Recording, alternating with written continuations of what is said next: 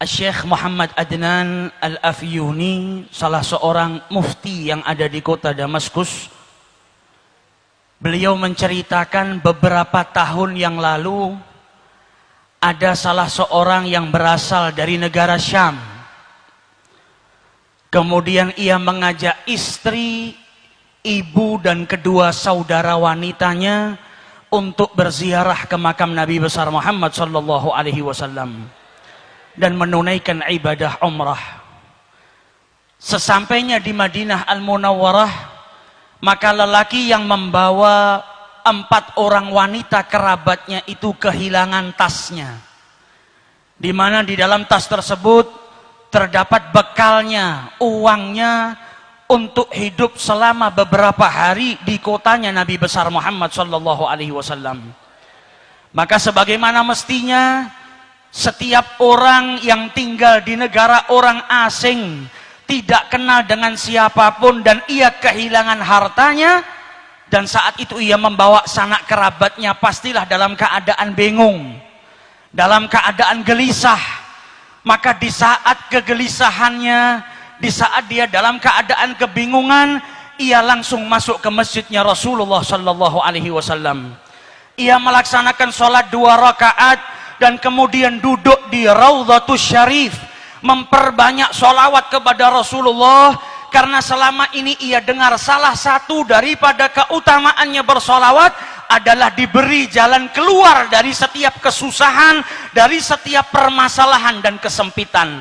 Ia pun berulang kali bersolawat kepada Rasulullah, dan saat itu berada dekat dengan jasad sucinya Nabi besar Muhammad sallallahu alaihi wasallam. Sambil keletihan dan kegelisahan yang terus berkecamuk dalam dirinya, ia pun akhirnya tertidur sesaat.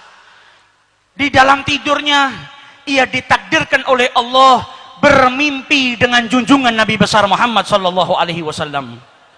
Sholawat yang dihaturkan dari lisan dan juga dari lubuk hati yang paling dalam, dari hati seseorang yang cintanya kepada Rasulullah sallallahu alaihi wasallam, dari keyakinan bahwa sholawat yang ia baca akan memberikan jalan keluar dari setiap permasalahan, menjadikannya malam itu ia bermimpi dengan Rasulullah sallallahu alaihi wasallam.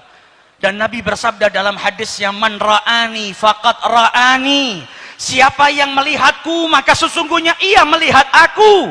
Man ra'ani fil manam faqad ra'ani, siapa yang mimpi berjumpa denganku sesungguhnya ia benar-benar mimpi berjumpa denganku.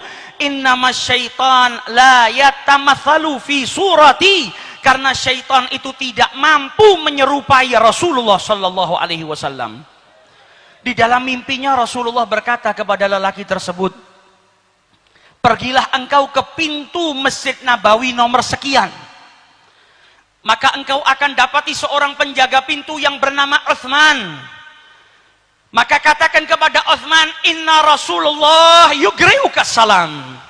Sampaikan kepada Utsman kalau Nabi Muhammad mengucapkan salam kepadanya.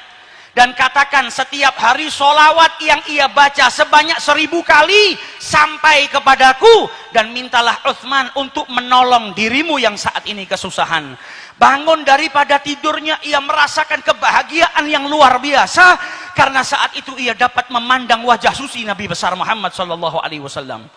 Seseorang yang dari rumahnya, dari negaranya yang jauh, ia habiskan bekalnya, hartanya, waktunya, uangnya untuk berziarah ke orang yang paling ia cintai, dan sesampainya di sana ia ditakdirkan untuk berjumpa dengan Nabi besar Muhammad sallallahu alaihi wasallam.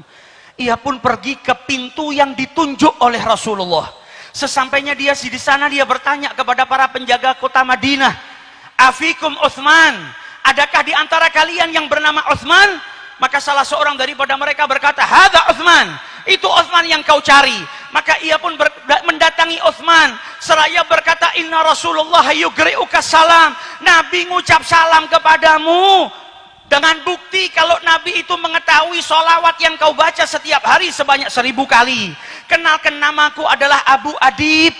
Aku datang bersama 4 orang wanita daripada keluargaku. Hartaku kecurian, dan Nabi minta engkau membantuku saat ini. Maka si Uthman berkata, ini ucapan gak pantas kita bicara di sini. Mari masuk ke dalam kantor saya. Sampai di dalam kantornya ditanya, ma qissatak, bagaimana ceritamu ini kok bisa sampai ke sini? Apa yang kau alami? Diulang lagi ceritanya. Rasulullah menitipkan salam kepadamu. Namaku Abu Adib, aku kehilangan harta. Maka Uthman berkata, ini cerita gak pantas diceritakan di sini. Ikut saya naik mobil ke rumah saya. Di mobil ditanya, bagaimana ceritamu? Maka dijawab, aku Abu Adib. Aku datang ke sini dengan saudaraku, dengan ibuku, dengan kerabatku. Uangku hilang, aku mimpi berjumpa dengan Rasulullah.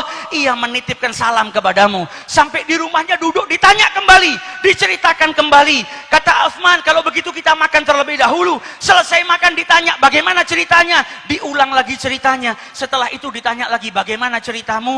Maka Abu Adib pun berkata, saya tidak akan menceritakannya lagi kepadamu. Sudah 10 kali saya ulang-ulang cerita ini. Kalau kau percaya, bantulah saya. Kalau engkau tidak percaya, maka izinkan saya pergi dari tempat ini. Maka dijawab oleh Uthman, laqad saddaqtuk min marratil ula. Saya sudah percaya dengan ceritamu dari pertama engkau bercerita kepada saya.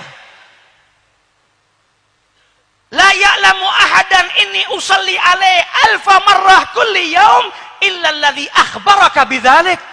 Karena tidak satu pun dari manusia ada yang tahu kalau saya bersolawat kepada Nabi Muhammad setiap hari 1000 kali, kecuali yang mengabarkan hal tersebut kepadamu, yaitu Nabi besar Muhammad SAW.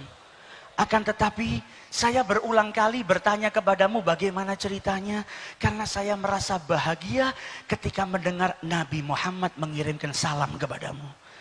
Dan saya ingin kalimat itu terus diulang-ulang, didengarkan di telinga saya. Kebahagiaan yang luar biasa ketika saya setiap hari bersolawat dan salam kepada beliau. Tiba-tiba saya mendapatkan keberkahan, Nabi Muhammad mengirimkan salam kepadamu. Saya bertanya berulang kali bukan karena tidak percaya, tapi telinga ini ingin terus mendengar nama Nabi Muhammad SAW, dan telinga ini terus ingin mendengar kalau Nabi Muhammad mengutarakan salamnya kepadaku. Ambil apa yang kau inginkan. Berapa hartamu yang hilang aku ganti, karena aku memiliki kebahagiaan yang tiada tara, yaitu dengan mendapatkan salam dari Nabi besar Muhammad SAW. Malam hari ini kita yang datang ke majelis ini, dan adanya majelis Az-Zahir atau majelis-majelis sholawat yang lain, tak lain ingin mengajak kita bersama-sama untuk menambahkan rasa cinta kita kepada Rasulullah SAW. Kita ingin seperti Uthman, ketika mendengar nama Rasulullah, hatinya bahagia, bergetar. Kita ingin mencintai sesuatu yang mana jikalau sesuatu itu dihadapkan di depan kita dan didengarkan di telinga kita, maka kita mendapatkan kebahagiaan yang luar biasa, sebagaimana kebahagiaan yang didapatkan oleh para pendahulu kita ketika mendengar nama Rasulullah Sallallahu Alaihi Wasallam.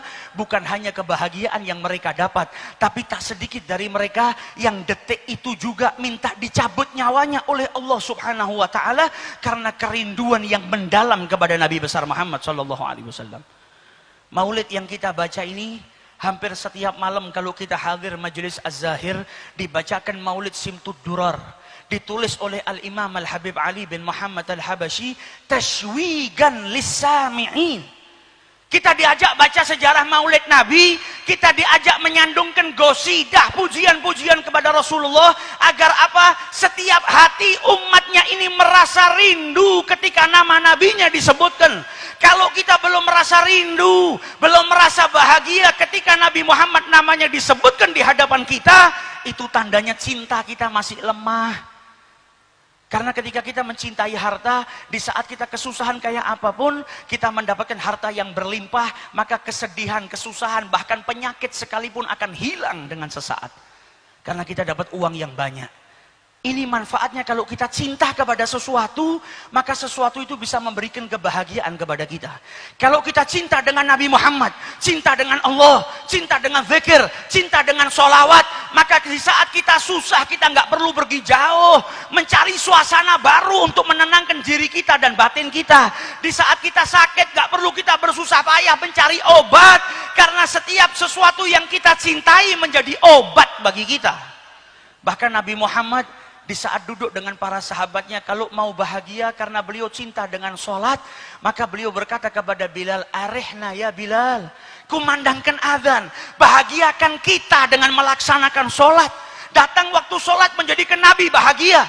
Begitu juga dengan para ulama, bukan hanya kepada Nabi Muhammad, kepada gurunya saja mereka mendapatkan ketenangan. Al-Habib Ali bin Muhammad Al-Habsyi, penyusun maulid ini, kalau sudah sakit yang luar biasa, dia panggil putranya yang bernama Muhammad. Wahai Muhammad putraku, bawakan cerita guruku Al-Imam Abdullah bin Husain bin Tahir. Ketika dibawakan kisah gurunya Al-Imam Abdullah bin Husain bin Tahir, maka seketika itu juga sakitnya hilang, kegelisahannya hilang, kegundahannya hilang. Karena dibawakan kisah orang yang dia cintai, yaitu gurunya. Apalagi dengan manusia yang paling mulia, yaitu junjungan Nabi besar Muhammad sallallahu alaihi wasallam. Sallu ala Nabi.